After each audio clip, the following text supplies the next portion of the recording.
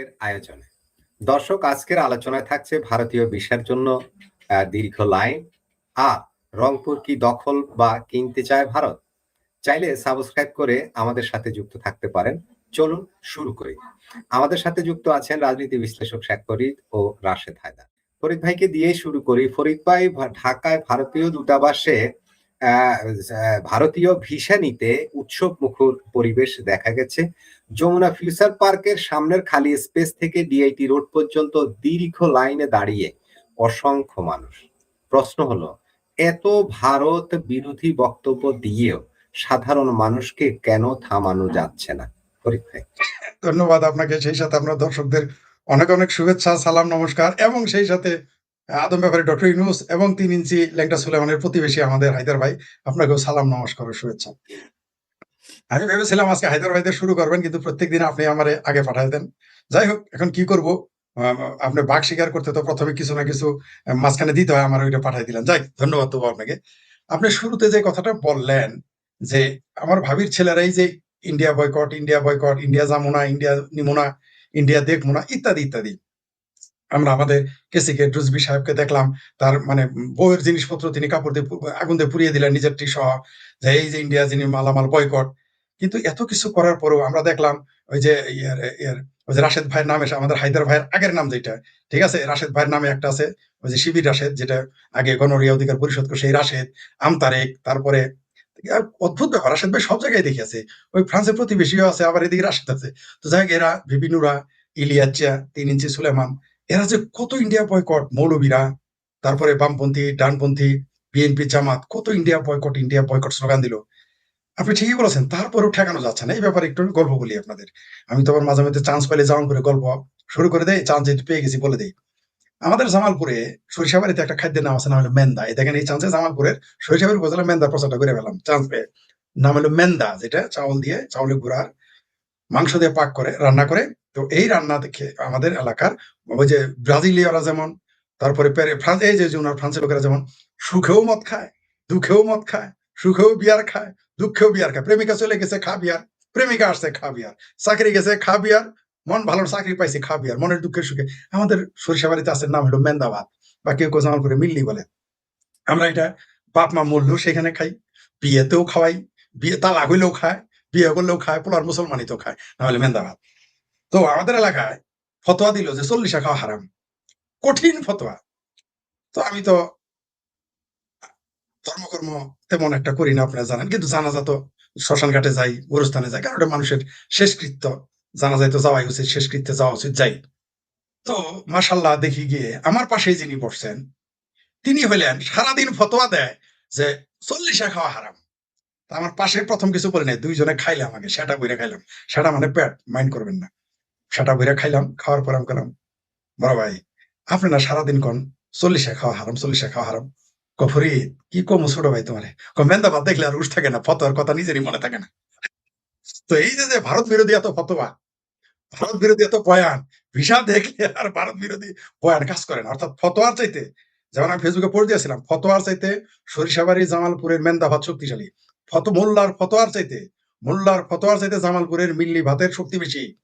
তেমনি এই ভারত বিরোধী আন্দোলন, ভারত বিরোধী ফতোয়া, ভারত বিরোধী চাপা, ভারত বিরোধী আসমান কাপা, ভারত বিরোধী জমিন কাপা, ভারত বিরোধী যাই বলেন না কেন, যত আন্দোলন বলেন, এর চাইতে ভারতের ভিসা অনেক শক্তিশালী।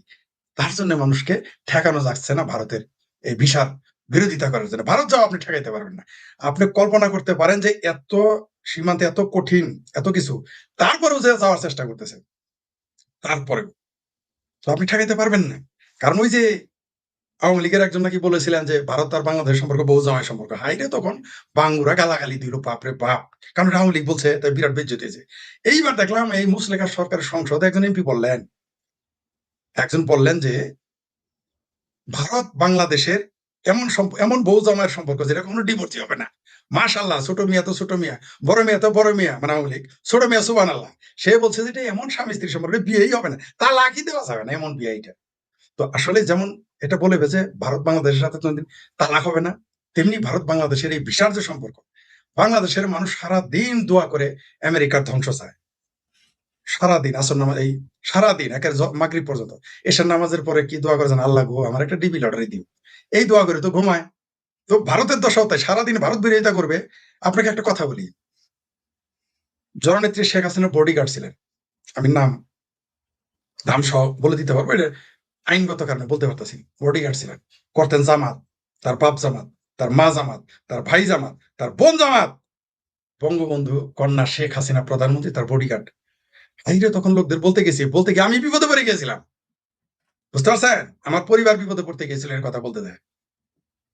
সেই লোকের বাসায় একদিন আমাকে নিয়ে গেছে, মানে আমি বিশ্বাস করি নাই যে জামাতের বাসা, সেই জন্য গেছিলাম। কারণ জামাতের বাসায় ঢুকলে আপনি বুঝতে পারবেন এটা জামাতের বাসা।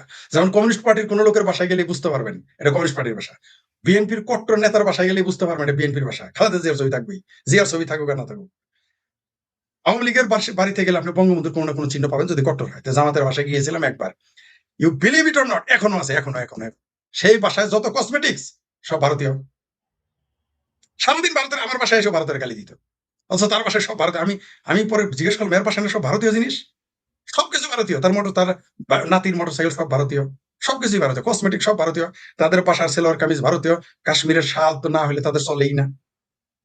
তো এই হচ্ছে আমাদের দেশ। এরা উপরে যতই ভারত বিরোধিতা করুক, তলে তলে এরাই হলো সবচেয়ে ভারত প্রেমী। কিন্তু দেখবেন ভারতের দালাল আমাকে তো 1 নম্বর দালাল বলবে, আপনাকে 2 নম্বর দালাল, রাশেদ ভাইকে 3 নম্বর দালাল বলবে। যেহেতু উনি ফ্রান্সে থাকে, তো চিঙ্কু ওই যে ল্যাংটা সুলেমানের প্রতিবেশী, তাই হয়তো ডাইরেক্ট বলবে না। ঠিক আছে, আবার পাশে আছে আবার আমাদের আদম ব্যাপারী ইউনুস সাহেব। ভাগ্যবান আপনার সাথে যেদিন দেখাবো কপালের সাথে কপাল ঘষবেন, এরকম 2জন বিখ্যাত ব্যক্তির সাথে আপনার প্রতিবেশী তারা। যাই হোক, যেটা বলতেছিলাম, বাংলাদেশের সাথে ভারতের সম্পর্ক বিচ্ছেদ্য, সেটা আপনি যেদিকেই যান। যেমন আপনার চাচাতো জ্যাঠাতো ভাইয়ের সাথে আপনি যতই ঝগড়া করেন, তার সাথে সম্পর্ক আপনার বিচ্ছেদ্য। মনে করেন আপনার রাশেদ ভাই চাচাতো ভাই, জ্যাঠাতো ভাই, জমির ওয়ারিশ নিয়ে খুব ঝগড়া আছে, কিন্তু ভাই আপনার বাড়ির সাথে ওয়ালটা তো রাশেদ ভাইয়েরই হবে, আমার তো হবে না ভাই, তাই না? রাশেদ ভাই যদি মাসুদ ভাই তার জ্যাঠাতো ভাই, তার সারাদিন গালি দেয় যে 2% জমি বেশি নিছে, আপনি যতই গালি দেন, না আপনি আমার জ্যাঠা বড় দেখে আমার বাপের কাছে গোপনে 2 বিঘা নিয়ে নিছে, ঝগড়া সমানে করেন, কিন্তু ওয়াল কিন্তু আপনাদেরই থাকতে হবো, আমি থাকবো না। রাইট? তো বাংলাদেশ আর ভারতের সম্পর্ক তাই। যদি আমি সর্বশেষ ডেলিভারি এই বিএনপির নেতার ভাষায় বলি, যে বাংলাদেশ এবং ভারতের সেই স্বামী স্ত্রী সম্পর্ক, যাদের কখনো তালাক সম্ভব না, তার সর্ব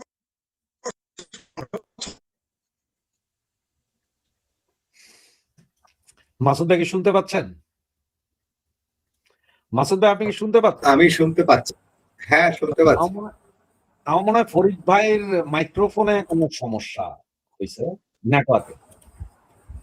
ফরিদ ভাইয়ের নেটওয়ার্কে একটু প্রবলেম হয়, এই কারণে কথা কাটা কাটা আসে। হুম।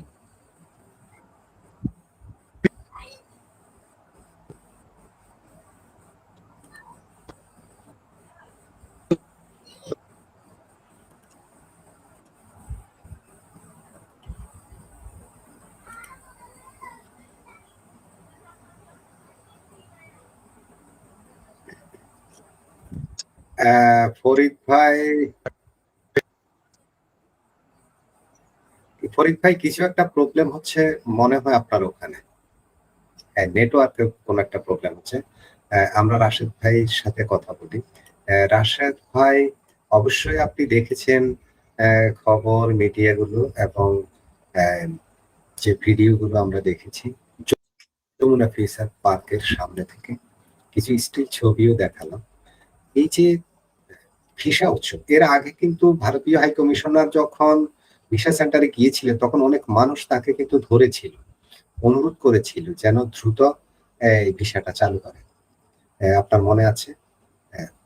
এবং এর মধ্যে অনেক আলেম ওলামাকেও দেখা গেছে যাদেরকে আমরা প্রচন্ড ভারত বিরোধী কথা বলতে শুনি। প্রতিবেশীর বিরুদ্ধে গায়ে পড়ে কথা বলাটা কেমন? যাই হোক, আমরা যে বিষয়টা আলোচনা সেটা হলো এই যে এত প্রচার গত 2 বছর ধরে ভারত বিরোধী হলো, সরি, তার আগে তো হলোই, তারপরেও মানুষকে কেন থামানো যাচ্ছে না? মানুষ যাবে।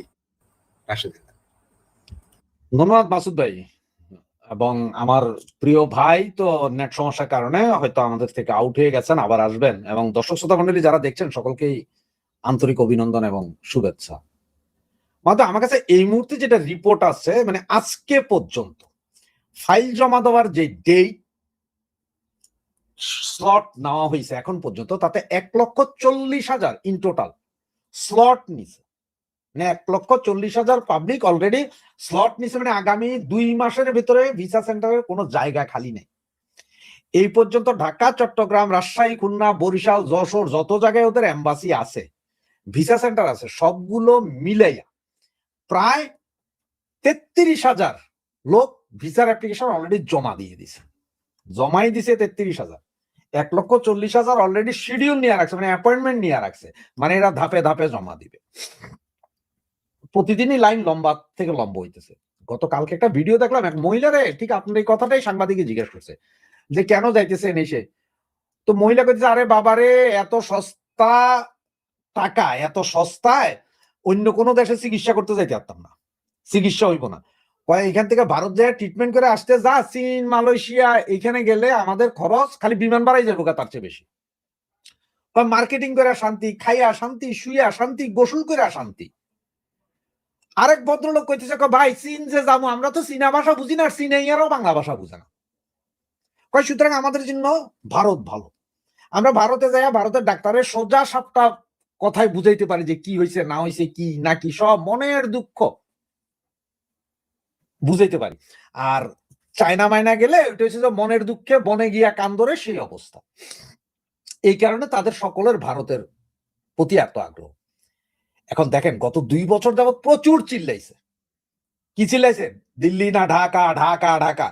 আবার এটা খেয়াল আছে আপনার, যেই দিন ভারতের ভিসা প্রথম বন্ধ করে দেয় সেদিন ভিতরে মিছিল করছে হুজুরেরা, ভিসা দেন, ভিসা চাই, ভিসা দেন, ভিসা, ভিসা সেন্টারের ভিতরে ভিসার জন্য মিছিল করছে।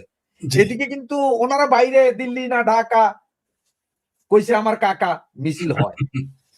তো এগুলো হচ্ছে কি জানেন, এগুলো ওই যে মানুষেরা বুঝায়, আর ঠিক কোনগুলাই করে জানেন, যেগুলা করছে তাদের বাপ মা ভাই বোনের ট্রিটমেন্ট হয়েছে আবার এই অল্প কয়দিনে। সার্জিস না জানি নাহিদের বাপেরই নিয়ে গেছিল গত 1-1.5 মাস আগে, কলকাতা নিয়ে ট্রিটমেন্ট করাই আনছে। মিছিল করছে কারা? তারা। ওই যে আরেকটা পাগল আছে না, ভয় কারে দেখাস, এই বেটার আত্মীয় বিচার ভিন্ন বোধ হাতে পায়ে ধরে নাকি বিচার করে আত্মীয় ট্রিটমেন্ট করে আনছে। ঘটনা হচ্ছে এই যারা এই স্লোগান তুলছে, মিছিল তুলছে, এরা সব গেছে এইখানে কোথায়? ভারতে ট্রিটমেন্ট করতে। আর আমার মতন আপনার মতো পাগল ছাগল দেখলে পিছিয়ে পিছিয়ে হ্যাঁ হ্যাঁ হ্যাঁ আমরা জিহাদ করে ফেলাইতেছি, হেরা যায় মরছে, হেরা যায় গেছে এম্বাসি আক্রমণ করতে, পাথর মারতে, যাতে ভিসা সেন্টার বন্ধ হয়ে যায়। কারণ হচ্ছে যে এই যেগুলো আছে না শয়তান, এদের চিন্তা হচ্ছে ভাই আমরা তো হাতে পায়ে ধরে হইলে একটা লাইন করে জামুগা, মরলে শালার বাঙালি মরবো, অসুবিধা কি, কিন্তু আমাদের দবদবা তো থাকতে হবে। আমাদের বিশাল দবদবা, আমরা ভারতের বিরুদ্ধে আছি। এটা হচ্ছে টেকনিক।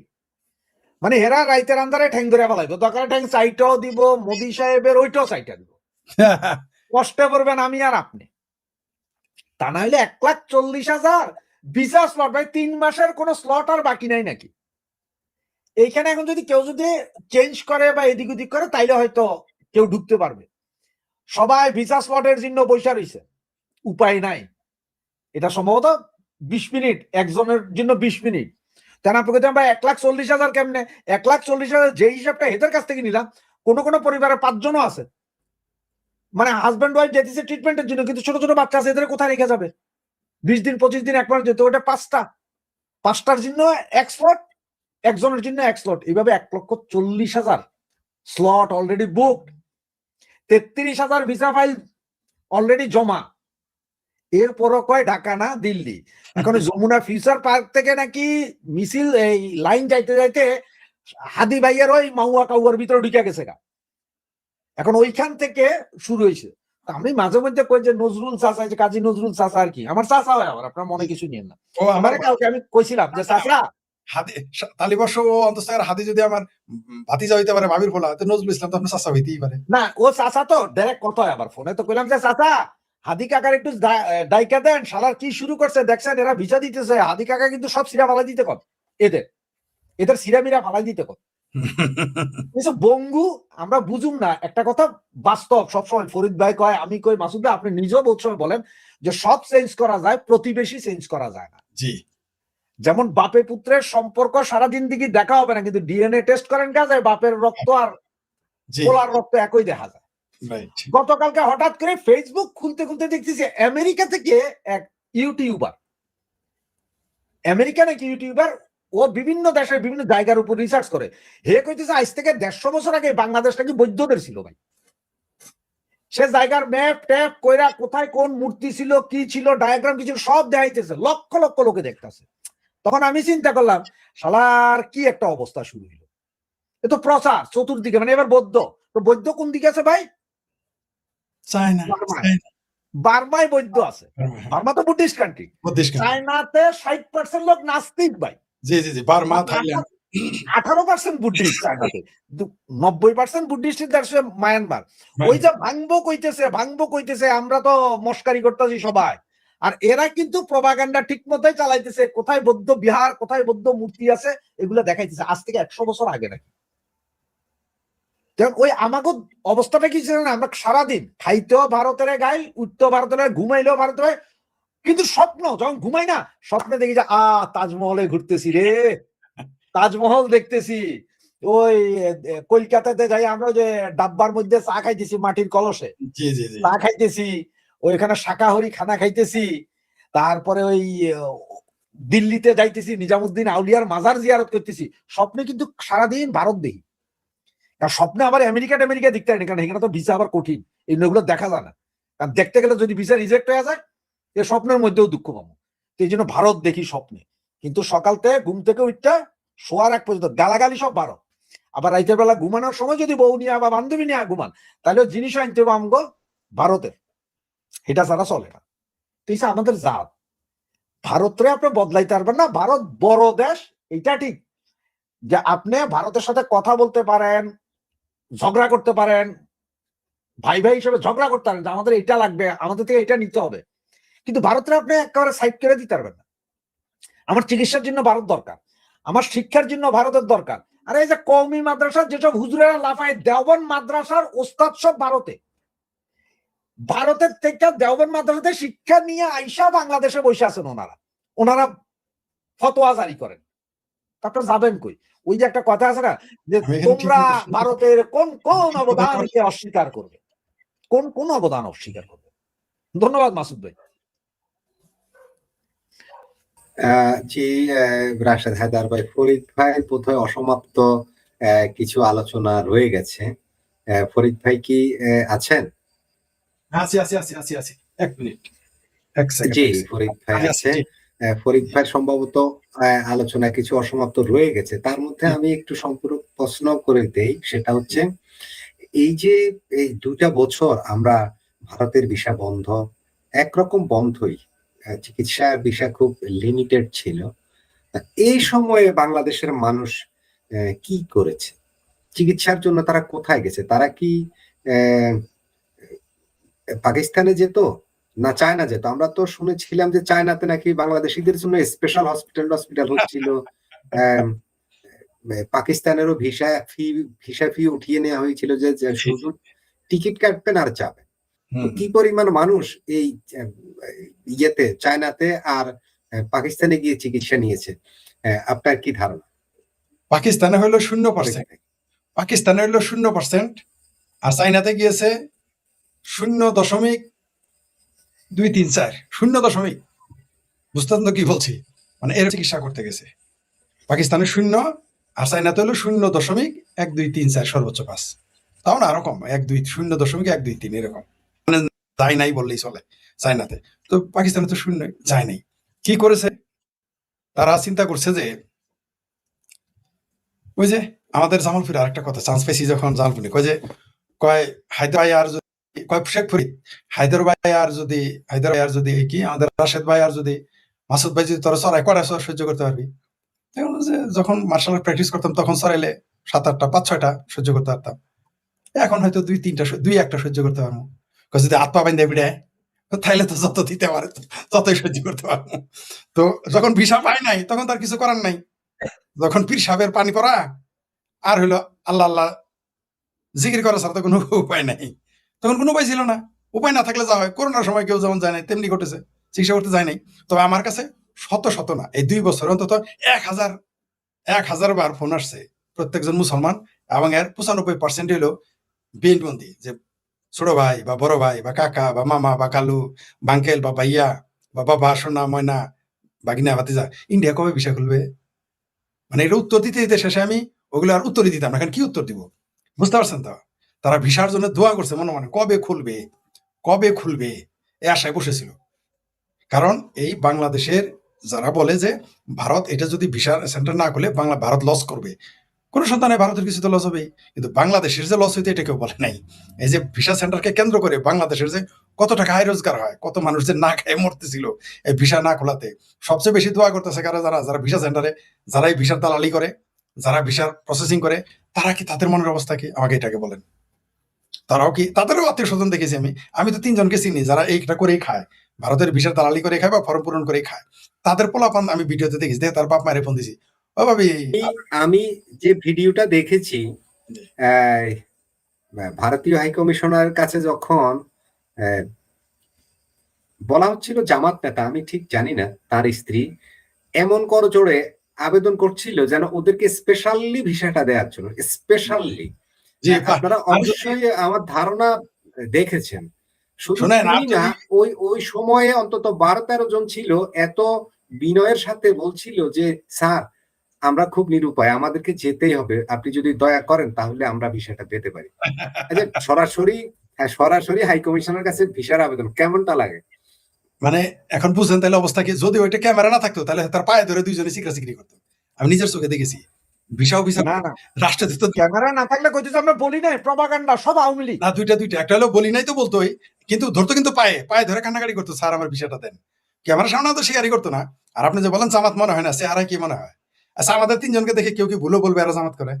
বলেন আপনি, এই 3 জনের চেহারা দেখে বোঝা যায় যারা জামাত করে? কখনোই বোঝা যাবে না, কেউ অনুমানও করবে না। মানে আপনারা 2 জন যদি জামাত করেন না, তাও বিশ্বাস করবে না মানুষ। আর তাদের চেহারা, সুরাত, লেবাসটা এরকমই, দেখেই মনে হয় যারা জামাত ইসলাম করে না হেফাজত। আমার ধারণা আরো চরমনাইয়ের পীরের মুরিদেরা, দাড়ির যে সাইজ, চরমনাইয়ের পীরের মুরিদের মনে হয়েছে আমার। আর বোর্ডার অবশ্য মনে হয়েছে জামাতে তালিম টালিম করে, আমার অনুমান ভুল হইতে পারে। তবে এরা যে জামাতপন্থী বা চরমনাইপন্থী বা হেফাজতপন্থী, এত কোনো সন্দেহ নেই। এরা এরা এমনি কিন্তু পায়ে ধরতো, বুঝতে পারছেন? না, ক্যামেরা না থাকলে পায়ে ধরে বলতো। আপনি বলছেন না যে ক্যামেরা না থাকলে বলি নাই, আরে ভাই পায়ে ধরতো ক্যামেরা না থাকলে। অবশ্য পরে এসে বলতো যে না না না না, আমি তো যাই নাই, আমাকে ফেরেশতারা এসে ওই যে আছে না একটা, কি যেন ওর নাম, আরে সাহাবাস, কি যেন একটা হুজুর আছে না, ক্যাপ পরে জামাতে, ফুটবল খেলে 90 সালে, ও তারেক মনোয়ার আজারি, মিজানুর রহমান, ট্রাক্টর মনোয়ারের মতো কইতো যে জিনে আইসা আমার পাসপোর্ট নিয়ে গেছিল আর ভিতর থেকে ভূতে সিল মেরে দিছে, আমি ভিসা পাই গেছি, আমি তো যাইনি, এটা বলে ফেলতো, কোনো সন্দেহ নেই। কারণ আমাদের পক্ষে এরকম ঠাড়া পড়া মিথ্যা কথা বলা সম্ভব। আপনি যেটা একটা কথা বলেছেন যে এরা এরা খাবে, গালি দিবে সারাদিন, ভারতের ঘুমের থেকে উঠে গালি দিবে, ভারতের ঘুমেতে যাওয়ার আগেও গালি দিবে ভারতের। চিঙ্কু বামদের কি কাজ? বাংলাদেশের পেয়ারা পাকিস্তানি আর চিঙ্কু বামদের কাজ হলো বঙ্গবন্ধু, আওয়ামী লীগ, শেখ হাসিনা, ভারত, হিন্দু। দিনে 5 বার নামাজ পড়লে তাহাজ্জুদ 6 রাকাত, 6 বার যদি তারা নামাজ পড়ে, তাহলে 12 বার ভারত, হিন্দু, আওয়ামী লীগ, শেখ হাসিনা, বঙ্গবন্ধু এগুলোকে গালি দেয়। এটা দিয়ে ঘুমাইতে যায় এবং ঘুম থেকে উঠে আবার এই কাজই শুরু করে। নাহলে এদের কষা জাহিদের মতো পায়খানা টাইখানা হয় না, হাগামুতা কষা হয়ে যায়। এটা বললে মনে করেন যে গ্রামের কিছু লোক আছে কিন্তু টয়লেটে গেলে বিড়ি নিয়ে যায়, বুঝতাম না বিড়ি কেন, বিড়ি না খাইলে না তাদের এই বিষ্ঠা ত্যাগ হয় না, মানে মল ত্যাগ করতে পারে না। তো এরা যখন এদের হাগামুতা বন্ধ হয়ে যায় তখন একটু বেশি বেশি বলে, ভারতের গালি দেয়, শেখ হাসিনার গালি দেয়, আওয়ামী লীগের গালি দেয়, হিন্দুরের গালি দেয়, বঙ্গবন্ধুর গালি দেয়, আওয়ামী লীগের গালি দেয়। দেওয়ার পরে তখন এদের টয়লেট হয়। এদের চিঙ্গুবা মার হলো এই যে পেয়ারা পাকিস্তানি মোল্লা মৌলবী বা মোল্লা মৌলবী ছাড়া আমার মতো করতে আলাদা একই কাজ। এটা স্বাভাবিক, আর এটা করবে। আবার ভারত ছাড়া চলবে না। সকালে উঠে মনে করেন যে ফেয়ার অ্যান্ড লাভলি ইন্ডিয়ান মাখবে, তার আগে আবার যে ব্রাশটা করবে, ওই ব্রাশটাও যে করছে ওটা কোলগেট ইন্ডিয়ান, ঠিক আছে, ওটা কোলগেট, ওই টুথপেস্টটা। তারপরে যখন মাউথ ওয়াশ সেটাও ইন্ডিয়ান, ফেস ওয়াশ নাকি কি বলে ওটাও ইন্ডিয়ান। তারপরে ফেয়ার অ্যান্ড লাভলি আরো ক্লিন। শুধু তাই না, শ্যাম্পু গোসল করার সময় যে শ্যাম্পু লাগাইছে ওইটাও ইন্ডিয়ান। শুধু তাই না, ওই যে শরীরে যে সাবান লাগাইছে শরীরের সব অঙ্গে সেটাও ইন্ডিয়ান। এমনকি যে তারপর সকালে যে নাস্তা করছে ডিম ভাজিটা খাইছে পেঁয়াজটাও ইন্ডিয়ান, এমনকি মরিচটাও ইন্ডিয়ান, কখনো কখনো ডিমটা আন্ডাটাও ইন্ডিয়ান।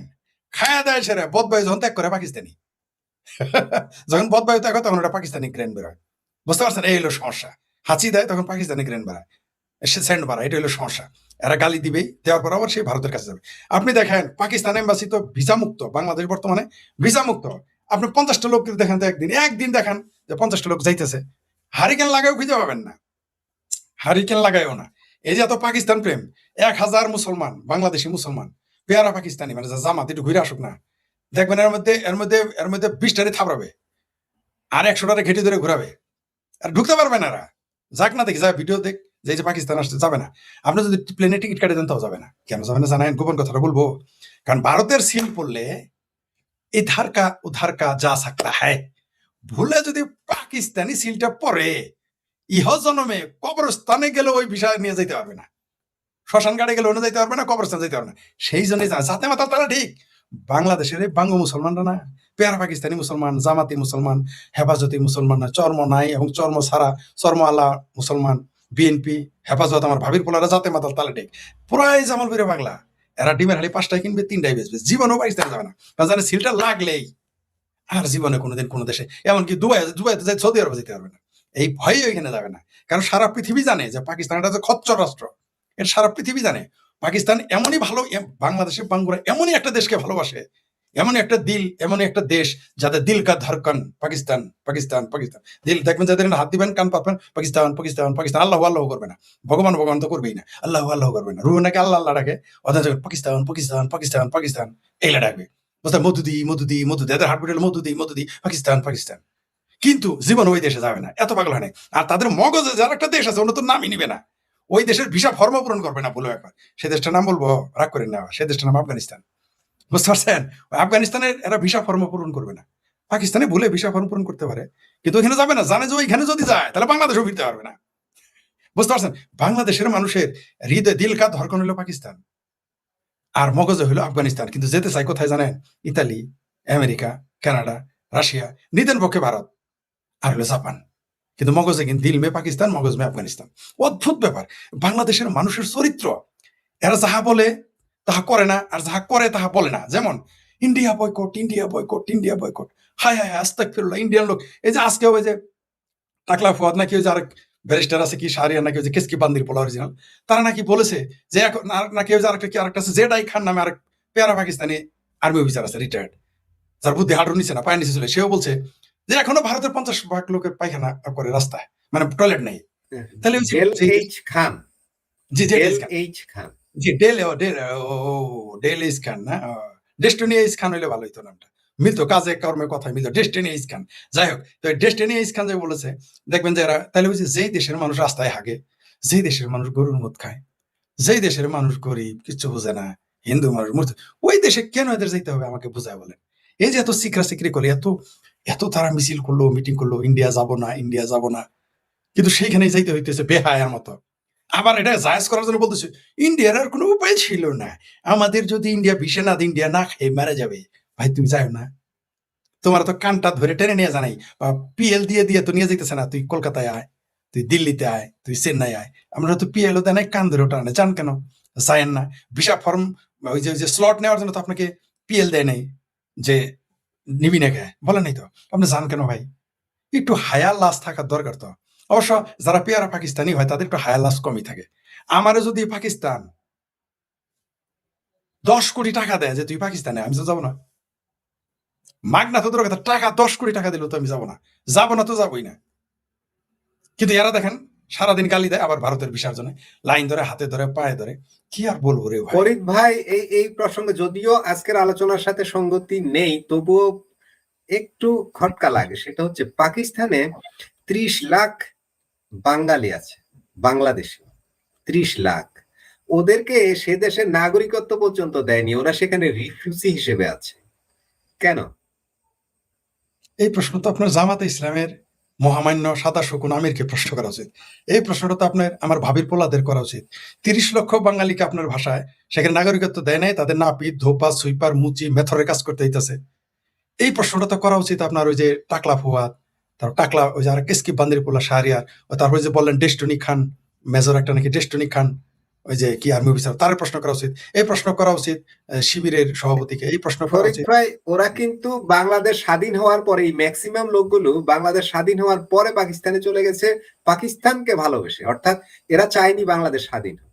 এই মানুষগুলো এখন সেখানে আছে, কিন্তু পাকিস্তান ওদেরকে এই তৃতীয় চতুর্থ শ্রেণী নাগরিকের মর্যাদাও দেয়নি। পাকিস্তান যদি এটা করে থাকে, একটা ভালো কাজ করছে। বেঈমানদের, যারা নিজের দেশপ্রেম নাই, ওই সমস্ত বেঈমানদের যে তৃতীয় চতুর্থ শ্রেণী নাগরিক যদি করে থাকে তারা, মানে আমি বলছি যারা 71-এ পরে গেছে তাদের কথা বলতেছি, আগে নয়, যদি সত্যিই তা করে থাকে পাকিস্তান, এই একটা কাজের জন্য পাকিস্তানকে আমি শুক্রিয়া জানাইলাম, মানে একটু উর্দুতে বলি, বাংলায় ধন্যবাদ বললে আবার হিন্দুর ভাষা দেওয়া, কারণ আজকাল তো রামপুরা, রামচন্দ্র, তারপরে এরকম নাম থাকলেও নাকি সেটা অন ইসলামিক নাম, পাপ হবে, তাই ধন্যবাদ বললাম না, কারণ এটা হিন্দুদের ভাষা। ধন্যবাদ, ধন্যবাদ সংস্কৃতিতে আছে, হিন্দিতে আছে, হাস্তাক ফেরো না, তাই ওটাকে শুক্রিয়া জানাইলাম পাকিস্তানকে। আপনি শুক্রিয়া পাকিস্তান, শুক্রিয়া তুমি যে বাংলাদেশের এই সমস্ত বঙ্গু বেইমানদের চতুর্থ তৃতীয় শ্রেণীর নাগরিক বানিয়ে রেখেছো, এই জন্য তুমি মেথর বানায় রাখছো, মুসি বানায় রাখছো, ঠিক আছে, চাপরাশি মানে খুব ভালো কাজ করেছো।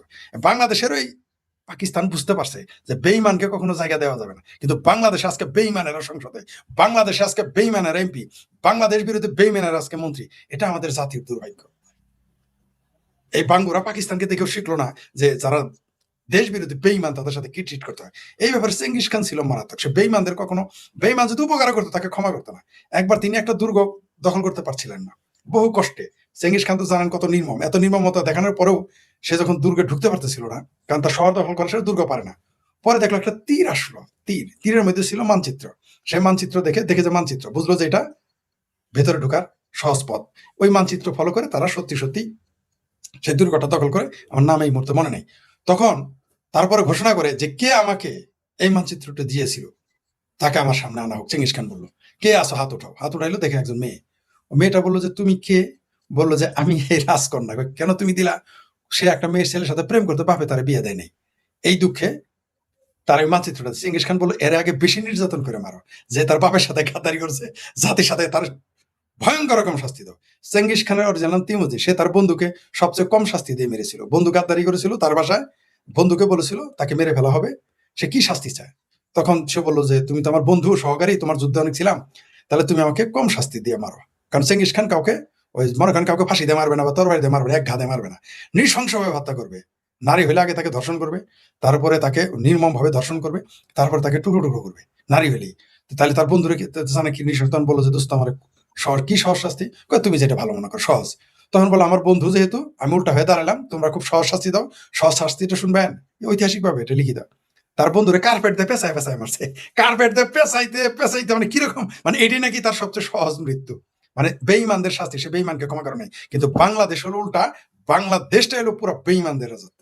তার জন্য আজকে আমার ভাবির পোলারা, অনুরোধ আসর এমপি, জামাতের আমির, মুসলেখা দিয়ে হোক, দাসত্ব করে হোক, যেভাবে হোক, আর ওয়াকারে কাঁধে চড়ে হোক, আর কুলে উঠে হোক, আর যেভাবে উঠুক, ঠিক আছে, তারা এখন বিরোধী দলের নেতা।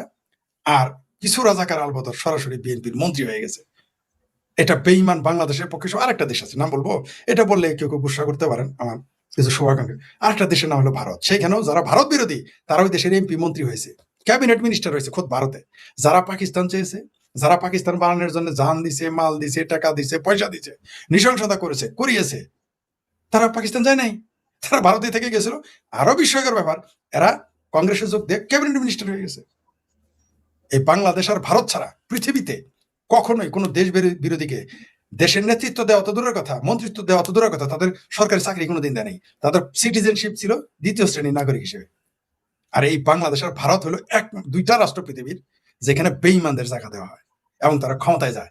এর চেয়ে লজ্জার আর কি থাকতে পারে? তো পাকিস্তান যে কাজটা করেছে ৭১ সালের পরে যারা গেছে, যে বেইমান বাংলাদেশে চলে গেছে, এই বেইমানদের সবারই চলে যাওয়া উচিত, বের করে দেওয়া উচিত, পাকিস্তান দেওয়া উচিত। চাপরাশি হয়েছে, এটা ভালো হয়েছে, কারণ এরা তো এটাই চায়। এই বাংলাদেশের বঙ্গরাও তো চায় পাকিস্তানিদের জুতা মুছতে, এদের খুব ভালো লাগে, এদের পাকিস্তানিদের কাছে এদের মা বোন ভাগ্নিকে শোয়াইতে ভালো লাগে।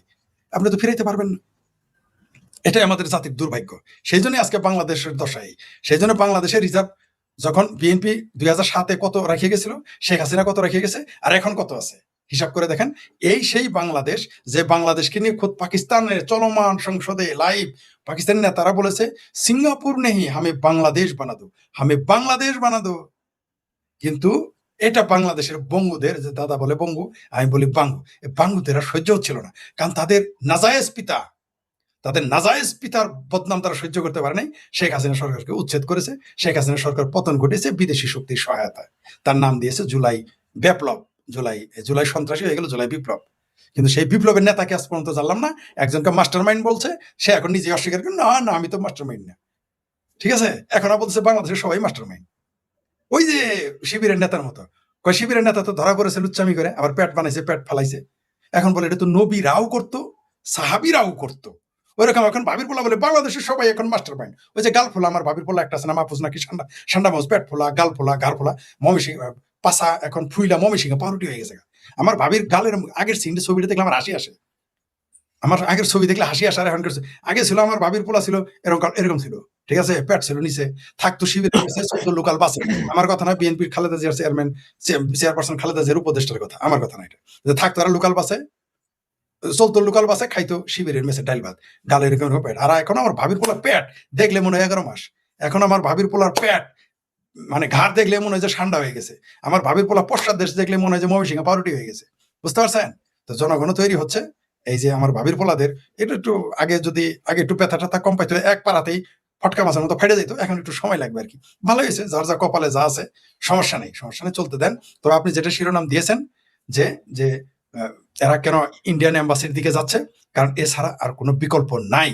উপরে যতই চেঁচামেচি করুক, আমি বাপ মায়ের সাথে যতই চেঁচামেচি রাগ দেখাই, যতই রাগ করে শ্বশুর বাড়ি যাই, শ্বশুর বাড়ি যতদিন বাজার করবো ততদিনই ভালো থাকবে, কিন্তু বাপের বাড়ি ফিরে আসতেই হবে যদি যাই। জি, ভারত হইলে আমাদের যত কিছু বলে ওটা ভাই। একজন দর্শক এক ফাঁকে কমেন্ট করেছিলেন যে সম্রাট শাহজাহান তাজমহল নির্মাণ করেছেন, সেখান থেকে ভারত অনেক আয় করে।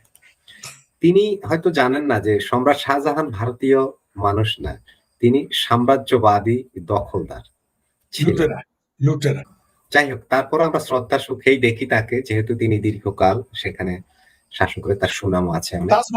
কিন্তু তিনি ভারতীয়, তিনি হ্যাঁ ফার্সিতে কথা বলতেন। জি, আপনি ঠিকই বলেছেন।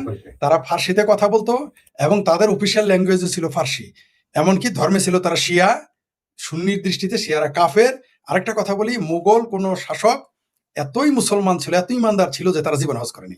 কিন্তু বাংলাদেশের যারা ভাত পায় না, সে জমি বন্ধক দিয়ে অথবা সুদে টাকা নিয়ে, পিয়ন অ্যাডভান্স টাকা নিয়ে, ঠিক আছে, লোন তুলে, তারপর সে বা ঘুষ খাই হলো, তারা হজে একবার হলো অস্থির থাকে। বাংলাদেশে যত কাম করুক, দেখবেন যে একজন দেখলাম কালকে একটু বুক বের করে রেখেছে, নারী নিচে হাফ প্যান্ট পরা, বলে আমি তো 5 ওয়াক্ত নামাজি, তাহাজ্জুদ নামাজও করি। তারাও হজে যায়, কিন্তু মোগল শাসক কোনোদিনই হজে যায় না, কারণ তারা আত্মীয় স্বজন ভাই বোন কাউরে সেটা বিশ্বাস করতো না। এটা মনে রাখতে। আর তাজমহলের প্রশ্ন বললেন, আরেকটা তাহলে যোগ করি। এই তাজমহল ব্রিটিশরা নিলামে তুলেছিল বিক্রি করে ফেলার জন্য, মানে আয় তো হতোই না ব্রিটিশ আমলে। এটাকে ব্রিটিশ আমলে মুসলমানরা দেখতে যাইতো না, তাজমহলকে ঘেন্না করতো। আপনাকে ইতিহাসটা বললাম, ব্রিটিশরা নিলামে তুলেছিল, নিলামে নেওয়া লোক ছিল না এই তাজমহল। ভারত স্বাধীন হওয়ার পরে, স্বাধীন না, ভারত টুকরো হওয়ার পরে, ভারত ভাগ হওয়ার পরে, স্বাধীন ভারতে এই কংগ্রেস সরকার আসছিল বলে তাজমহল পরিচিতি পেয়েছে, নাহলে এটা পরিচিতি পেত না। আরেকটা জিনিস বলি, তাজমহলের চাইতে এখন বেশি আয় হতে যাচ্ছে ওই যেটা রাম মন্দির বানাইছে, যেটা আপনাদের চুলখানি আছে, সেখানে আয় এখন বেশি হতে যাচ্ছে। খুব শীঘ্র আগামী 10 বছর পরে তাজমহলকে পিছনে ফেলে দিবে, তার চেয়ে বেশি আয় সেখানে হবে, এটা আপনি নিশ্চিত থাকেন। আপনারা হয়তো জানেন না যে কুম্ভ মেলায় 50 লক্ষ লোক সারা বাংলাদেশের লোক তাবলিগে যায়, তাই বলেন দুনিয়া সবচেয়ে বড় জমায়েত। কুম্ভ মেলাতে ভারতের প্রয়াগরাজে যে নৈনিতালে যে কুম্ভ মেলা হয়, সেখানে 50 লক্ষ শুধু বিদেশি যায়, ভারতীয় না। এটা মনে রাখেন, তাহলে এখন বুঝেন আয় কোথায় বেশি হয়। আর এই তাজমহলে গর্ব করা কিছুই নাই, মুসলমান হিসেবে আপনি গর্ব করতে পারেন না, কারণ সেখানে ওটা ইসলামে তাজমহলটা হচ্ছে একটা কবরের উপরে স্মৃতিচিহ্ন। আর ইসলামের দৃষ্টিতে এটা ভেঙে ফেলতে হবে। কবরে যদি আপনি দেয়াল করেন, সেটাই ভেঙে ফেলতে হবে। আর তো তাজমহলটা তো ভাঙবেই। ভারত যদি কোনোদিন হয়েছে, আপনারা বলেন না যে জোয়াতুল হিন্দ করবেন, জোয়াতুল হিন্দ হলে প্রথমে তাজমহল আপনারাই ভাঙবেন, সবার আগে আজমির শরীফ আর তাজমহল ভাঙবেন, ওটা আমরা জানি। দিল্লির মাজার ভাঙবেন, ওটা আমরা জানি। আরেকটা কথা হলো, এই তাজমহল যখন বানায় 22,000 মানুষকে 22 বছর গাধার মতো খাটাইছে। এরা কোনো ফাত্রামি করার জায়গা পায় নাই, মানুষকে দরিদ্র করে। তার ওই যে বউয়ের, তাও কি বউ, তাজমহল প্রেমের প্রতীক, এটা আরেকটা ভণ্ডামি। কারণ তার বউ ছিল কতগুলো, হিসাব করে নিয়েন। সে তার শালীরও বিয়ে করছে, এতই ভালোবাসে যে তার 1 ডজন বউ আলা কিরকম মমতাজের ভালোবাসতো। ওইগুলো ওই তথাকথিত সম্রাটদের ফাত্রামি, তাই ওই টাকাগুলো অপচয় হয়েছিল, ওটা না হইলেই ভালো হইতো। আর কতগুলো মানুষকে বলা হয় মিথ আছে যে তাদের আঙ্গুল কেটে ফেলছে, সেটা আমি মিথ হিসেবে নিলাম, যেটা গল্প। কিন্তু সেখানে 22,000 শ্রমিককে 22 বছর কাজ করানোর কোনো মানেই ছিল না ওইটা বানানোর জন্য। আর ওইটা এত কিছু না, কয়েকদিন পরে এই তাজমহলে কেউ যাবে না। ওই কংগ্রেস সরকার এটা এমন ভাবে ছাপাইছে যে তাজমহলই তাদের সব না। হ্যাঁ, তাজমহলের বহু বিকল্প হয়ে গেছে, এবং তাজমহলের চাইতে বহু গুরুত্বপূর্ণ স্থান ভারতে রয়েছে, গুরুত্বপূর্ণ স্থাপনা, গুরুত্বপূর্ণ সৃষ্টি, গুরুত্বপূর্ণ সৃষ্টি ভারতীয়দের দ্বারা, ভারতীয় হিন্দুদের দ্বারা বহু কিছু বানানো আছে যা পৃথিবীর বিস্ময়। সেগুলো এখন সামনে চলে আসতেছে, এবং সেগুলো তো আয় বেশি হচ্ছে। বুঝতে পারছেন? অবশ্য আমি গিয়েছিলাম তাজমহলে, ট্যাক্স দেওয়া, টাকা দিতে হয় বেশি, তো বাংলাদেশি পাসপোর্ট থাকলে ওইটা ইন্ডিয়ান বলেই চালাই দিছি, কম টাকা ফাঁকি দিয়ে বহুবার গেছি আর কি। যাই হোক, ওইখানে গেলে বুঝবেন, দেখেন তারা সৃষ্টি যেটা করেছে সেখানে অনেক ফাপড়বাজি আছে। ধর্মীয় দৃষ্টি ধরে চলবে না। আর বামপন্থী যারা আছেন তারাও চাপাটা মারতে পারবেন না, কারণ এইভাবে শ্রমিক নির্যাতন করছে। বামপন্থীরা ক্ষমতা আসলে তো সবার আগে একটু ঘুরাই দিবে যে প্রলেতারিয়েতের উপর নির্যাতন হয়েছে, সবার আগে তারা মুসলমানও ঘুরাবে, বামপন্থীরা ঘুরিয়ে দেবে। বিজেপি সরকার আছে বলেই আছে। জি, ধন্যবাদ। ফরিদ ভাই, এটা এটা সত্য যে জিন্না যিনি যিনি ভারত পাকিস্তান রাষ্ট্রে কি বলে পাকিস্তানের জাতির জনক, ভারত পাকিস্তান ভাঙ্গার নায়ক, তার কিন্তু স্ত্রী পাকিস্তানে যাননি, তার সাথে তার আরেক বোন যাননি। জি, অনেক ইতিহাস আছে, যাই হোক ওদিকে গেলাম না। আমি জিন্নার রাশেদ বউ হায়দার ভাইয়ের ভাই, কাছে জিন্নার বউ যায় নাই, জিন্না পাকিস্তানে ছিল, তার সাথে ছিল লিভ টুগেদার করা আরেক মহিলা। জিন্নার মৃত্যুর আগ পর্যন্ত যে মহিলার সাথে ছিল তার সাথে বিয়ে হয় নাই। জিন্নার বউয়ের বোন যায় নাই, জিন্নার আপন মেয়ে যায় নাই, মেয়ের ঘরের নাতিন যায় নাই, এবং নাতিরা যায় নাই, মানে 3 পুরুষ ওখানে। এখন নাতি, 2টা নাতি আছে জিন্নার, তারা এখন ইন্ডিয়া এখনো আছে, এখনো ওরা ভারতে আছে। এটা কি বলে? না না না না না, এটা অপপ্রচার, এটা আওয়ামী লীগের, এটা আওয়ামী লীগের অপপ্রচার, আওয়ামী লীগের গুজব, এটা সত্য না। আপনারা যা বলেন আস্তাগফিরুল্লাহ, এটা কি বললেন? জিন্না মদ খাইতো, এটা অপপ্রচার, এটা আওয়ামী লীগ ছড়াইছে। জিন্না গিদর খাইতো, এটা আওয়ামী লীগ ছড়াইছে। তারপর জিন্না নামাজ পড়তো না, এটা আমি ছড়াইছি। বুঝতে পারছেন? এই মানে 48 সাল থেকে আমি ছড়াই আসতেছি। আর এখন জিন্নার রাখেল রাখতো, এটা আমি ছড়াইছি নাকি? ফরিদ ভাই, আমি একটু রাশেদ হায়দারের কাছে একটা প্রশ্ন আছে, এটা কমেন্ট, দর্শক কমেন্ট করেছিলেন যে পাসপোর্টে ভারতীয় ভিসা না লাগলে ইউরোপের ভিজিট ভিসা হয় না। আপনি তো ইউরোপেই থাকেন রাশেদ হায়দার ভাই, আসলে কি তাই? না না, এরকম কোনো বিষয় না যে পাসপোর্টে ভারতীয় ভিসা না থাকলে ইউরোপের ভিসা হবে না, এটা ভাই ঠিক না। তবে এইটা ঠিক যে অনেক ইউরোপিয়ান কান্ট্রির ভিসা সেন্টার ভারতে, যার কারণে ওই ভিসা তুলতে ভারতে যেতে হবে। যেমন একটা আছে রোমানিয়া, সবচেয়ে সহজ, 8 লক্ষ টাকায় ইউরোপ। রোমানিয়ার ভিসা তুলতে হলে ভাই আপনাকে ইস্তোনিয়া, লিথুনিয়া, চেক রিপাবলিক, এগুলোতে যাইতে না ভারত থেকে ভিসা তুলতে হবে। এছাড়াও আরো আছে, ল্যাটিন আমেরিকার বেশ কিছু দেশ আছে, ব্রাজিল, নিউজিল্যান্ড, আর্জেন্টিনা। তবে একটা না, 2টা 3টা দেশের যদি ভিসা হয় তখন যে ইউরোপ ভিসা দিতে চায় না। তার মধ্যে প্রথম নাম্বার আছে পাকিস্তান। এই দেশের ভিসা যদি কারো পাসপোর্টে পড়ে, ওরে ভিসা দিতে চায় না ইউরোপ আমেরিকা। তুর্কি এদরগানের দেশ, এখানে গেলেও ভিসা দিতে চায় না। এই 2 দেশে ঢুকলেই দিলেন তো আপনি। না না না, আপনি কাফের হয়ে গেছেন। আপনি ইসলাম পাঙ্গো আর ভাঙ্গো, মানে ভারত বাংলাদেশ পাকিস্তানের মুসলমানদের ভাঙ্গোদের হৃদয়ের খলিফার দেশের নামে এতবার বদনাম করলেন। আপনি মিথ্যুক, আপনি ধোঁকাবাজ, আপনি সত্য বলেন না। ভাই, আমাদেরকে প্রতি 3 মাস অন্তর একটা করে ক্লাস নেওয়া হয় 4 ঘন্টার। এই 4 ঘন্টাতে আমাদেরকে শেখানো হয় অ্যান্টি মানি লন্ডারিং। প্রতি 3 মাস অন্তর 4 ঘন্টার একটা ক্লাস। 1 ঘন্টা থেকে শুধু অ্যান্টি মানি লন্ডারিং, নতুন নতুন আইন কানুন আসে, এগুলো শেখানো হয়। প্রতি ক্লাসে আমাদেরকে যে কোন কোন দেশের ভিসা একটা পাসপোর্টে থাকলে আপনাকে ডাবল চেক, ট্রিপল চেক, চতুর্পল চেক করতে হবে। আপনি না বুঝতে আপনার বসের ডাকাইতে হবে। তার মধ্যে আছে পাকিস্তান আর তুর্কিমিস্তান। তুর্কি আর পাকিস্তান, এই 2টা ভিসা একদম হুবাহু পেয়ারা পাকিস্তানের দেখতেই হবে। এবং পাকিস্তানি ভিসা যাদের আছে, পাকিস্তানি পাসপোর্ট যাদের আছে, ইমিগ্রেশন তাদের পাসপোর্ট 100% চেকিং করতে হবে। এই ধরনের আরো কিছু আছে, বাকিগুলা বললাম না। এটা আমাদের প্রতি 4 মাস অন্তর একদিনের একটা ক্লাস হয়। আমার 2খান কথা আছে, আমার 1খান কথা আছে, সেটা হলো আপনার কাছে। দর্শকরা হয়তো এটা ভুলে গেছে, কিন্তু এটা আমি জানি, এটা দর্শকদের মনের কথা। আপনি বলেন মানি লন্ডারিং এত কঠিন কাজ, তাহলে যে 3 ইঞ্চি ল্যাংটা সুলেমান যেখানে আছে মধ্যপ্রাচ্য থেকে, তাকে কোটি কোটি টাকা কিভাবে দেয়? জামাত বাংলাদেশ থেকে, তারপর তুরস্ক থেকে কেমনে টাকা পাঠায়? মানি লন্ডারিং এর, আমরা মানি লন্ডারিংটা কিভাবে বুঝি? যে একটা টাকা শেখ ফরিদ ভাই পাঠাইছে কার কাছে? মাসুদের কাছে। মাসুদ এই টাকাটা কোথায় ব্যয় করতেছে?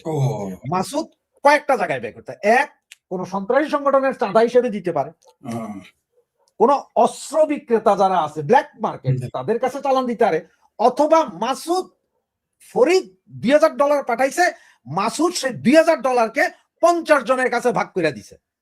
$50, $10, $20, মানে পাইছে, সে আর তোলে নাই, সে ওই টাকায় আবার রোলিং করছে বিভিন্ন জায়গায়, অ্যান্টি মানি লন্ডারিং। এখন বুঝতে আপনি যাবেন। এখন এরা কিভাবে আনে? আপনি তো কোট পরে রইছেন, তাতে তো বুঝা যাইতেছে যে আপনি কানাডার কোনাকাঞ্চি দিয়া রইছেন, নাহলে কোট পরতেন না। ঠান্ডা, ইউরোপে আমরা শার্ট পরি, ঠান্ডা নাই। দিলেন তো তত্ত্ব ফাঁস করে। এইবার বুঝলাম আপনি প্যানিক বটে ল্যাংটা সুলেমানের রাত্রি আমার তত্ত্ব ফাঁস করে দিলেন। এখন ওই যে আমি যেটা বলতেছিলাম যে এরা টাকা আনে, এটা কিভাবে ভাই? আপনি বলেন, যে পৃথিবীর কোন দেশ থেকে আপনার কাছে টাকা আছে, আপনি দিবেন, বলেন কত টাকা, 50 কোটি টাকা, 1 ঘন্টার ভিতরে আপনাকে আপনি যেই দেশে বলবেন সেই দেশে ক্যাশ পৌঁছে দিয়ে আসবে। কি বলেন, তাই নাকি? হ্যাঁ, কারণ হইছে কি, আপনার ধরেন এক্সাম্পল, আমি এখন বাংলাদেশ থেকে 5 কোটি টাকা আনবো, আমি 5 কোটি টাকা কি হবে, হুন্ডি আছে এখানে হুন্ডি আলাদা বললাম যে তোমার ব্যাংকে আমি টাকা ঢুকাই দিছি, বা হে বলবো যে অমুক অমুক জায়গায় পাঠান ভাই টাকা, পাঠাইলে বাস হে আমার এখানে দিয়ে দিবে রাতে। তার কারণ কি জানেন, হে যেখানে যেখানে টাকা দিবে হে আবার এখানে 2 দিনের ভিতরে এই টাকা সার্কুলার করে দিবে, কারণ এখান থেকে অনেক লোকে বাংলাদেশে টাকা পাঠায় না, বিভিন্ন ওই যে মসজিদে ভিক্ষা করে যা টাকা তোলে এগুলো তো সরকারি ভাবে পাঠান যাইতেছে না, হুন্ডি আলাদা দিয়ে পাঠাই দিতেছে বাংলাদেশের সন্ত্রাসী কর্মকাণ্ডের জন্য। এইসব তো মানি লন্ডারিংটা ধরা যায় একমাত্র ব্যাংকিং চ্যানেলে যখন হয় তখন, বাকি এমনি এগুলা হচ্ছে রাশেদ হায়দার ভাই, এটা হচ্ছে অনেকটা হুন্ডি যেটা বলছেন। যাই হোক, আমি ফরিদ ভাইয়ের কাছে আবারও আসি, আমরা তো শেষ পর্যায়ে চলে আসছি। ফরিদ ভাই, খুব ভয়ঙ্কর একটা প্রশ্ন আছে, আলোচনা আছে, তথ্য আছে, যেটা নিয়ে একটু সংক্ষিপ্ত আলোচনা আমরা করতে চাই। সেটা হচ্ছে দৈনিক নয়া দিগন্তের একটা প্রতিবেদন থেকেই আমি নিচ্ছি এই তথ্যটা। সেটা হচ্ছে ভারতীয় থিঙ্ক ট্যাঙ্ক ভারত কার্নাট, উনি সহ আরো 2 জন খুবই বিখ্যাত বুদ্ধিজীবী, কানাডার লুইজিয়ানা যেভাবে যুক্তরাষ্ট্র কিনে নিয়েছিল, প্রয়োজনে রংপুরকে বাংলাদেশকে $20 বিলিয়ন খরচ দিয়ে কিনে নিতে হবে। এটা ভারত কর্নাডের মন্তব্য। বাংলাদেশ রাজি না হলে প্রয়োজনে সামরিক অভিযান চালিয়ে রংপুর দখল করে নিতে হবে, জাস্ট শিলিগুড়ি করিডোরটাকে সম্প্রসারিত করার জন্য। তারা আরো লিখছে, শিলিগুড়ি চিকেন নেকে ইতিমধ্যে সামরিক স্থাপনা ও ভূগর্ভস্থ রেলপথ নির্মাণের কাজ শুরু করেছে ভারত। বিপরীতে বাংলাদেশের রাজনীতি ও কূটনীতিক অঙ্গনে এসব বিষয় নিয়ে সরব ও সোচ্চার হওয়া তো দূরের কথা, উট পাখির মতো বালুতে মুখ গুজে রাখার আত্মবিধ্বংসী এক নীরবতা লক্ষ্য করা যাচ্ছে। এটা আমি বলছি নয়া দৈনিক নয়া দিগন্তের এক প্রতিবেদনের একটা অংশ পড়ে শোনালাম। জি, তবে কথা সত্য যে ভারত কার্নাট এই ধরনের কথা বলেছেন এবং ভারত সরকারকে উৎসাহিত করেছেন এইভাবে। ভারত সরকার এটিকে পাত্তা দিয়েছে কিনা সেটা তথ্য আমাদের কাছে নেই। ফরিদ ভাই, এর মধ্যেও বাংলাদেশের ভিতরে এর মধ্যে একটা জিনিস খেয়াল করেছে, রংপুর নিয়ে কিন্তু বাংলাদেশের ভিতরে একটা আলোচনা চলছে যে ভারত রংপুর বিভাগ দখল করে নেবে। ওই যে একটা রাম বিগ্রহ 81 ফুট উচ্চতা, সেটা নিয়ে যখন নানা কথা হয় তখন কিন্তু এই কথাটা উঠে এসেছিল যে ভারত ধীরে ধীরে রংপুরকে দখল করে নিয়ে যাবে, এমন এ ধরনের কথা অনেক আলোচনা কিন্তু লোকালি হচ্ছে। ফরিদ ভাই, জল্পনা কল্পনা, আসলে কি এমন আশঙ্কা আছে কখনো? আপনার কি মনে হয়? আপনি যখন থেকে রাজনীতি বুঝেন, রাজনীতি না, যখন আপনার বয়স হয়েছে, মানে আপনি 5 পাস করছেন, প্রাইমারি বা কিন্ডার গার্ডেন পাস করছেন, আমিও প্রাইমারি বা কিন্ডার গার্ডেন পাস করছি, তখন থেকেই তো শুনে আসতেছি। শুধু রংপুর কেন, আমরা সারা জীবন তো শুনে আসলাম যে ভারত দখল করে নিব বাংলাদেশকে, সারা জীবনই তো শুনে আসলাম। তো এখন একটু এটা তো কমই বলেছে এই পত্রিকা, শুধু রংপুরের কথা বলেছে, তাও আবার কিনে নিবে বলেছে। আগে তো বলেছে যে আওয়ামী লীগের ভোট দিলে, নৌকা মার্কায় ভোট দিলে পুরো বাংলাদেশ ভারতের হয়ে যাবে। তো বাংলাদেশের মানুষ কয়েকবার নৌকা মার্কায় ভোট দিয়ে ক্ষমতায় আনছে, কয়েকবারই ভারত নিয়ে গেছিল, আবার কয়েকবার দিছে। তো এখনো রংপুর নিয়ে কথা উঠছে, এটা তো খুব কঠিন বিষয় বলে নেই, খুব শক্ত বিষয় বলে নেই। এবং তারাই তো বলছে পুরো বাংলাদেশ নিয়ে নিবে, তো শুধু রংপুর তো কমই বললো, ভারতের তো উপকারী করলো। আর আপনি যেটা বললেন রংপুর নিবে ভারত আর চিকেন নেক নিরাপদ করলো বুঝলাম রংপুর নিয়ে। তো ওই যে ওইখানে যে আরে কি বন্দর, কোথায় যে মংলা বন্দর যে দিতেছে, কি যেন বন্দর, ওইখানে বন্দর দিতেছে, সেইখানে ওই বন্দর তো ভারতের জন্য বিপজ্জনক, যদি চীনকে দেয় তাহলে ওইটাও নিবে, মংলাও নিয়ে নিবে, চিটাগাং তাহলে তো নিয়ে নিতে হয়, সেগুলো তো নিয়ে নিতে হয় সবকিছুই। তো এগুলো হচ্ছে ভারত এইটা করবে সেইটা করবে, আমরা শুনেই আসলাম, সারা জীবন শুনে আসলাম।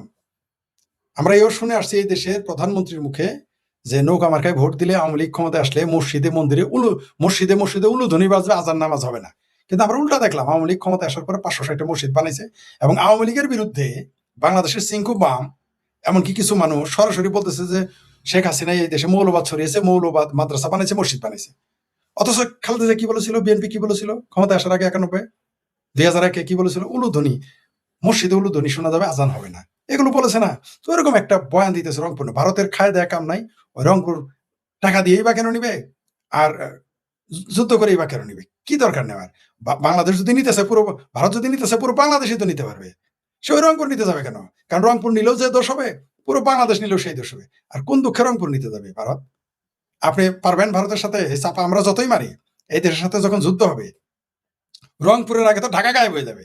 আপনারা রংপুর নিয়ে ব্যস্ত হয়ে আছেন। ভারতের সাথে যখনই লাগবে, যশোর থেকে ট্যাঙ্ক ঢাকায় ঢুকতে কত কত ঘন্টা লাগবে। কলকাতা থেকে বিমান, কলকাতার ক্যান্টনমেন্ট থেকে পশ্চিমবঙ্গের ক্যান্টনমেন্ট গুলো কয়েকটা আছে, যে কোনো জায়গা থেকে জঙ্গি বিমান বাংলাদেশের উপরে ঘুরতে কয় মিনিট লাগবে আমাকে বলেন?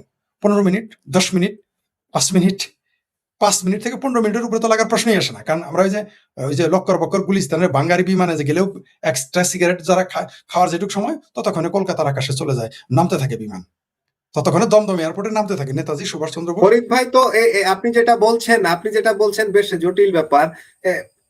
আমাদের তো পাকিস্তান আমাদের বন্ধু, তারা এগিয়ে আসবে, তুরস্ক এগিয়ে আসবে, এখন চীন আমাদের অনেক বড় বন্ধু, তারা এগিয়ে আসবে না আমাদের মানে আমাদের দশাটা কি জানেন? কর্তাই কইছে সুধীর ভাই, আনন্দের আর সীমা নাই। কর্তায় পিঠে থাপ্পড় দিলেই যদি কামলারা সব করতে পারতো, তাহলে তো আরেক মন্ডল, কোন দুনিয়ার কোন মন্ডল কর্তারা টিকতে পারতো না। ওই 7 সমুদ্র 13 নদীর দূর থেকে তুরস্ক আসবে, 1800 কিলোমিটার দূর থেকে পাকিস্তান আসবে। পাকিস্তান কি 71 সালে আসে নাই? চীনের চেয়ে বড় পরাশক্তি, চীন না শুধু, চীনের চেয়ে তো বড় পরাশক্তি একসাথে কি 71-এ বাংলাদেশের মুক্তিযোদ্ধা এবং ভারতের বিরুদ্ধে কি লড়াই করে নাই? তো যদি টিকতে পারতো তাহলে তো ভালোই হইতো, তাহলে 71-এ বাংলাদেশই স্বাধীন হইতো না। এটা কি সম্ভব? ইউক্রেন তো ছোট্ট একটা দেশ, তার পিছনে কারা কারা আছে? তাহলে আপনি ভারতকে দখল করবেন? ইউক্রেনের সাথেই পারা যায় না। তাইলে আপনি চায়না আমেরিকা নিয়ে আপনি ভারত দখল করুন, ভারত বসে থাকবে? ভারতের সাথে তো রাশিয়ার সামরিক চুক্তি আছে, সৈন্য এখন অলরেডি বসে আছে। আর দিন শেষে আমেরিকা তো ভারতের পক্ষ নেবে। আপনি যত গল্পই বলেন, যখনই যুদ্ধটা লেগে যাবে না, যখনই গন্ডগোলটা লেগে যাবে, বুঝতে পারছেন, সাথে সাথে আমেরিকা কিন্তু ভারতের বন্ধু হয়ে যাবে। কারণ কি জানেন? মাঝখানে আছে ইসরায়েল, মাঝখানে রয়েছে ইসরায়েল। এটা ভারত ইরান না যে ইসরায়েল আমেরিকা মিলে ভারতের বিরুদ্ধে লাগবে। ইসরায়েল ভারতের পরীক্ষিত বন্ধু। ইসরায়েল বাংলাদেশেরও বন্ধু ছিল, কারণ মুক্তিযুদ্ধে 71 সালে সর্বপ্রথম আমাদের স্বীকৃতি দেয় ইসরায়েল।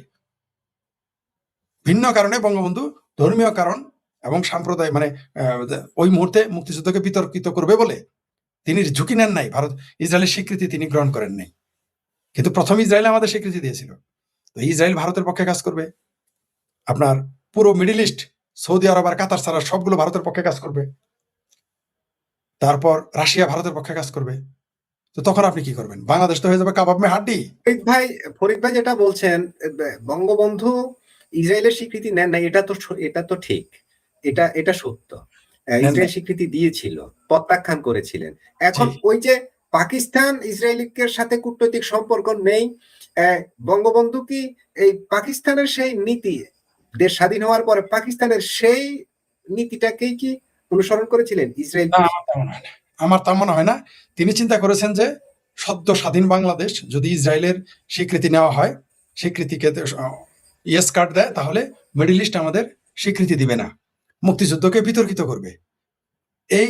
এই চিন্তা থেকে এটা সমস্যা হতে পারে বলে তিনি এটা করেছিলেন, যাতে এই সমস্যা না হয়। কিন্তু মধ্যপ্রাচ্য কিন্তু স্বীকৃতি দেয় নাই। বঙ্গবন্ধু মরার পর স্বীকৃতি দিয়েছে। তিনি যে ভয়ে ইসরায়েলকে স্বীকৃতি দেন নাই, তা কিন্তু ঘটে গেছে। বরং ইসরায়েলকে স্বীকৃতি দিলেই আজকে আমাদের বাংলাদেশের ইতিহাস উল্টে যেত। আমার ধারণা বঙ্গবন্ধু মারা যেতেন না। আমার ধারণা, এটা আমার ধারণা। আমেরিকা তখন এই রিস্ক নিত না। যেমন ইসরায়েল ভারতের সাথে আছে বলেই ভারতকে ভাঙতে ভাঙে না। কারণ ইসরায়েল সরাসরি ভারতের পক্ষে, সরাসরি ভারতে, মানে ভারত সরকার না, দেশের পক্ষে। আবার বলি, কংগ্রেস আসলে ইসরায়েল ভারতের পক্ষে থাকবে। যে মজার একটা কথা বলি, ইসরায়েলে যে মার্কিন রাষ্ট্রদূত আছেন, তিনি একটা মন্তব্য করেছেন সাম্প্রতি। তিনি বলছেন যে ইসরায়েল আছে বলেই মার্কিন যুক্তরাষ্ট্র টিকে আছে। বিষয়টা বুঝলাম না। আরো স্পষ্ট বলেছে যে ইসরায়েল এবং শুধু ইসরায়েল বলে, বলছে ইসরায়েল এবং ইহুদির আছে বলে আমেরিকার অস্তিত্ব আছে। দেখছেন কত বড় কথা? বলে না যে আমেরিকার জন্য ইসরায়েল আছে, যেটা আমরা বলে থাকি, অন্যরা বলে থাকে, কিন্তু আসলে তা না। তো সেই ইসরায়েল কিন্তু ভারতের পক্ষে। আবার বলি, নরেন্দ্র মোদী বা বিজেপি বা কংগ্রেস না, ইসরায়েল সবসময় ভারত সরকার, ভারত রাষ্ট্রের পক্ষে থাকবে, নিশ্চিত থাকেন। এবং ইসরায়েল যার পক্ষ নেয় তার সাথে গাদ্দারি করেন, আপনি খেয়াল করবেন। অন্য দেশ করতে পারে, ইসরায়েল যার পক্ষ নেয় তার সাথে আপনি দেখেন, ইসরায়েলের পর্যন্ত যার পক্ষ নিয়েছে। আর ইসরায়েল তার বন্ধুকে ভুলে না। আপনি দেখেন আজারবাইজান, ইসরায়েল কেন নিয়েছিল পক্ষে? মুসলিম কান্ট্রি কেন ইসরায়েলের, ভারত কিন্তু আজারবাইজানের বিরুদ্ধে আর্মেনিয়ার পক্ষে নিয়েছিল, রাইট? কেন নিয়েছিল? কারণ ওখানে তো ভারত বন্ধু ইসরায়েলের, কিন্তু ইসরায়েল তার বন্ধুকে ভুলে নাই আজারবাইজান। ভারতও কিন্তু তার বন্ধু, কিন্তু আজারবাইজানকে কেন ভুলে নাই? আজারবাইজান সেই মুসলিম রাষ্ট্র যে প্রথম দিকে তাকে স্বীকৃতি দিয়েছিল, তাই আজারবাইজানকে সে প্রতিদান দিয়েছে।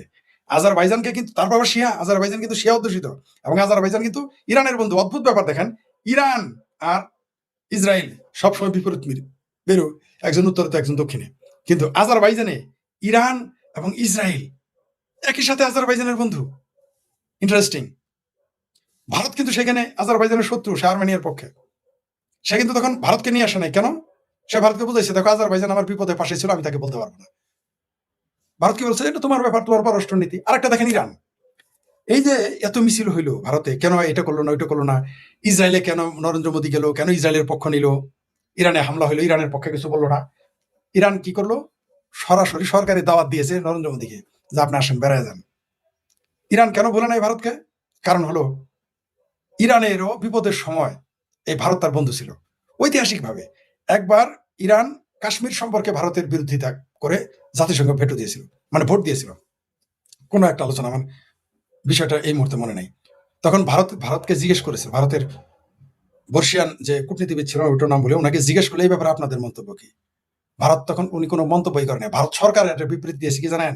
যে ইরানের সাথে হাজার হাজার বছরের সম্পর্ক, ওই একটা ভোট বা একটা ভেটো দেওয়া বা পক্ষে বিপক্ষে যাওয়ার সম্পর্ক নষ্ট হয় না। কারণ কি?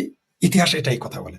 তো আপনি যেটা বললেন, ইসরায়েল কখনো তার বন্ধুকে বলে না, ভারতকে সে বলবে না, সে ভারতকে কখনোই ক্ষতিগ্রস্ত হতে দিবে না। ইসরায়েল যেদিন ভারত থেকে সরে যাবে, ভারতের সার্বভৌমত্ব শতভাগ ঝুঁকির মধ্যে পড়ে যাবে।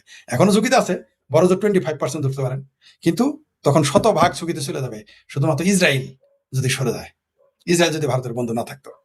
কিন্তু ইসরায়েল আর ভারত, আবার বলছি, বিজেপি সরকার নয়, নরেন্দ্র মোদী নয়, কংগ্রেস নয়, রাহুল গান্ধী নয়, ভারত রাষ্ট্রের সাথে ইসরায়েলের সম্পর্ক পুরনো, প্রাচীন। তারা শ্রদ্ধা করে, ভারতকে তারা শ্রদ্ধা করে, ভারতও ইসরায়েলকে হিসাব করে চলে, তাদের সাথে তাদের রাষ্ট্রীয় আন্তর্জাতিক। এবং দেখেন, 62-তে ইসরায়েল কার পক্ষে? 62-তে ইসরায়েল ভারতের পক্ষে, 65-তে ইসরায়েল ভারতের পক্ষে, 71-এ ইসরায়েল ভারত এবং বাংলাদেশের পক্ষে, 99-এ কারগিলে ভারতের পক্ষে ইসরায়েল। এমনকি সর্বশেষ যে পুলওয়ামা পেহেলগাঁও হামলা হইলো, ইসরায়েল বলেছে শর্তহীন ভাবে তারা ভারতকে সমর্থন করবে, শর্তহীন এইভাবে বলেছে। তো এটা আপনাকে মনে রাখতে হবে। ভারত এই যে বাংলাদেশ যে চিন্তা করতেছে, ভারতের সাথে এটা করবে, হ্যান করেঙ্গা তেন করেঙ্গা, ভারত কখনোই বাংলাদেশের দিকে যাবে না। ভারতের কি জাগার অভাব? আর আপনি চাইলে চিকেন ডেক নিতে পারবেন, এত সস্তা, অত নালি আদেশে। আর এই বাংলাদেশ ভারতের চিকেন ডেক মাগনা দিয়ে দিলে সাহস পাবে নাকি ওখানে যাওয়ার সৈনিক?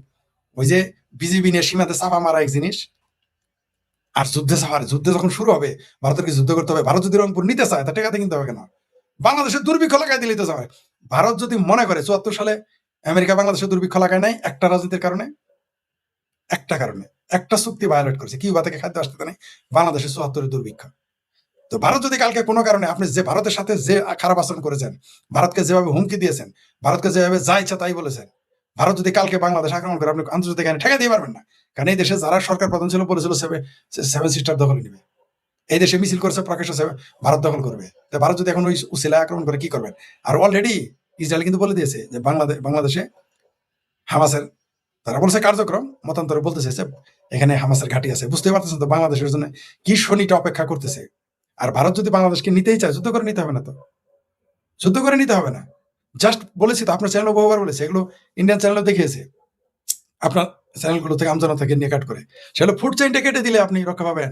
জাস্ট ফুড চেইনটা কেটে দিবে। আপনি বলেন তো, আপনার পেটে যদি ভাত না থাকে রে ভাই, মায়ের আসলও ভালো লাগবে না, প্রেমিকার সুখও ভালো লাগবে না, বট গাছের তলাও ভালো লাগবে না, আর ওই যে আপনার কাছারি ঘরে বসে থেকে বা কোনো কোনো কোনো গাছের নিচে বসে আপনি 29 খেলবেন, ওটা আর ভালো লাগবে না, পেটে যদি ভাত না থাকে। তো ভারত ওই কাজটাই কালকে যদি রপ্তানি বন্ধ করে, আপনি না খেয়ে মারা যাবেন। তো যুদ্ধ করতে হবে কেন? এগুলো যারা বলে ভারত যুদ্ধ করবে, বরং বাংলাদেশই চাচ্ছে যুদ্ধ করতে, পাকিস্তানের পক্ষ নিয়ে একটা ঝামেলা করতে।